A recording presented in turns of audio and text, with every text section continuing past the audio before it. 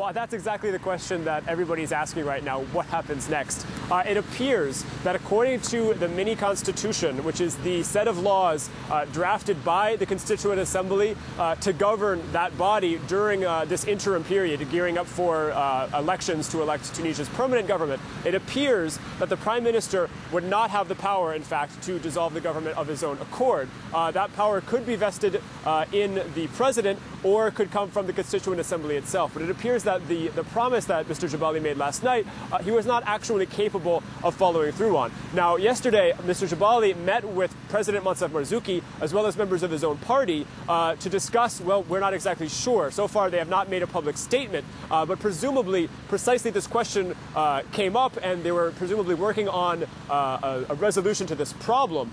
It's certainly something, the decision to dissolve the government, that did appease a lot of the opposition protesters and seemed to be a step in the right direction for the people who were protesting yesterday. To withdraw at this point, especially with a general strike coming tomorrow, could be maybe a dangerous move. But it's a wait-and-see situation right now. Now, the opposition is calling for more protests to take place tomorrow, including a national strike. Can we expect a big turnout there?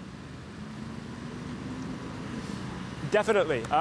Pretty much everyone that we saw yesterday, which was several thousand people that filled Avenue Habib Bourguiba, plus we've heard reports from opposition figures of people taking the train and buses from the regions, perhaps from across the country. We really won't know until the actual moment of the funeral. As you know, the protest is meant to start from the burial of Mr. Belaid tomorrow in his hometown, just south of the capital, and so as to continue then into downtown in the capital city. But really, as we saw, there were protests, anti-Nahda protests across the country yesterday, not just in wealthy towns like Tunis, but even in impoverished suburbs like Sidi Bouzid and Gafsa. So if just a portion of that angry population could make its way into the capital tomorrow, the protests could be massive. And again, you mentioned the general strike. That's a measure that is not often taken in Tunisia. It's used quite rarely by the UGTT, the largest labor union. So the fact that they're taking it tomorrow and the opposition is behind that call as well, it could be really historic protests for Tunisia.